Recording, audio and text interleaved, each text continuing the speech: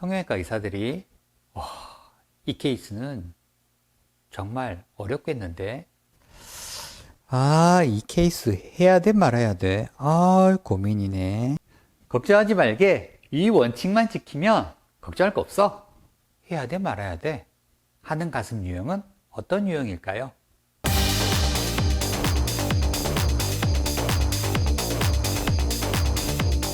안녕하세요. 여러분의 가슴 평생 주치 유베이 성형외과 원장 박성철입니다. 얼굴이 개인마다 다르듯이 가슴도 모두 다릅니다. 이를 교정하는 수술도 쉬운 경우가 있고 어려운 경우가 있습니다. 오늘은 가슴 성형할 때 어려운 경우는 어떤 경우이며 왜 그런지 그 이유를 말씀드리겠습니다. 만약 여러분이 이 케이스들에 속한다면 어떠한 점을 알고 있어야 하는지 여러분께 알려드릴게요. 가슴 성형으로 상담을 하다 보면 사진을 가지고 오셔서 저도 이런 가슴이 될 수 있을까요? 가슴골이 이 정도 만들어질까요? 하고 질문을 하십니다.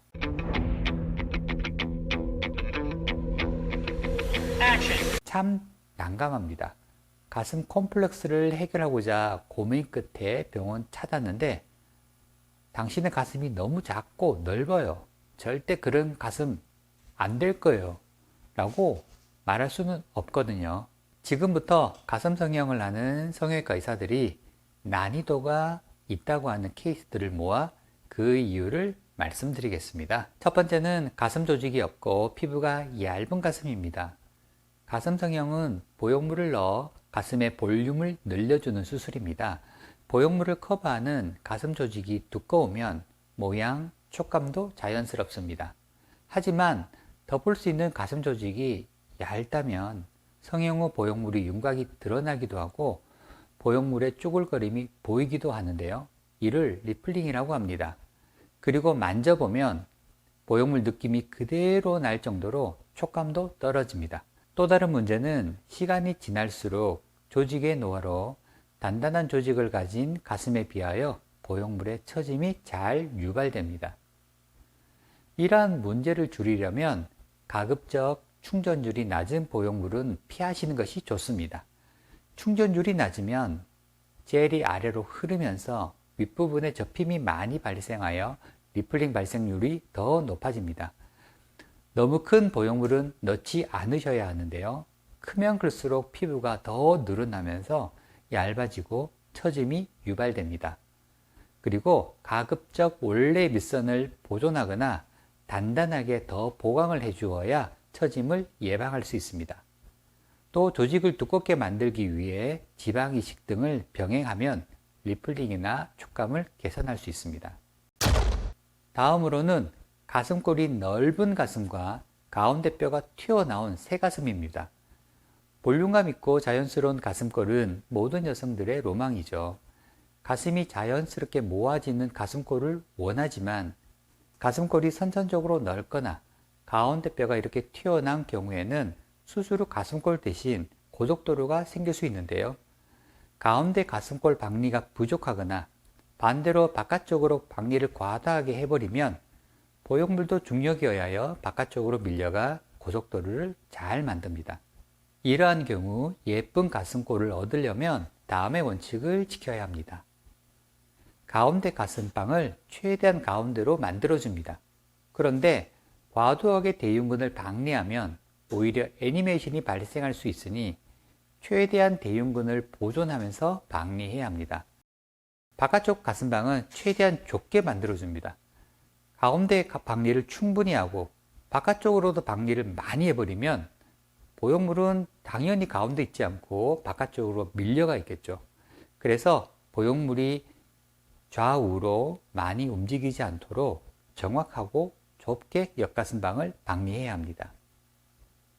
보형물은 리플링이 적고 사이즈는 큰 보형물을 선택합니다. 가운데로 박리를 할수록 피부는 점점 더 얇아집니다. 가슴골을 좁힐수록 리플링의 가능성은 높아집니다. 보형물은 접힘이 적고 단단한 보형물을 넣어야 같은 피부 두께여도 리플링 발생이 적습니다. 또한 사이즈가 너무 작으면 가슴 보형물을 가운데로 모아버리면 유두가 오히려 벌어져 보이기에 사이즈가 좀 큰 보형물을 선택하시는 것이 좋습니다. 돌출도가 높은 보형물은 가급적 피하고 중간이나 낮은 돌출도의 보형물을 선택합니다. 돌출도가 높은 보형물은 갑자기 가슴골을 윤곽이 좀 더 드러나고 어색한 가슴골을 만들 수 있습니다. 다음은 유두와 밑선 간 거리가 짧은 가슴입니다. 아랫가슴이 라인이 자연스러운 가슴을 얻으려면 충분한 아랫가슴 조직이 필요합니다.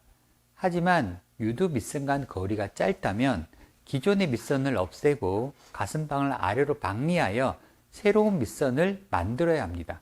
이때 잘못된 박리를 하게 되면 이중주름 현상이 나타나거나 밑빠짐이 발생할 수 있고 또 보형물의 만져짐이 발생할 수 있습니다.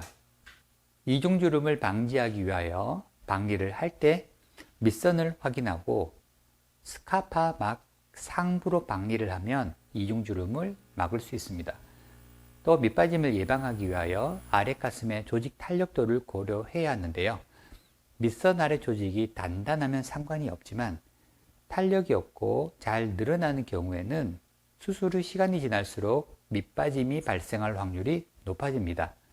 그래서 밑선 아래 조직이 탄력이 없고 잘 늘어나면 만들어진 밑선이 내려가지 않도록 봉합을 해서 고정을 해줘야 밑빠짐을 예방할 수 있습니다. 또 아랫가슴은 피부가 얇아서 보형물이 쉽게 만져집니다.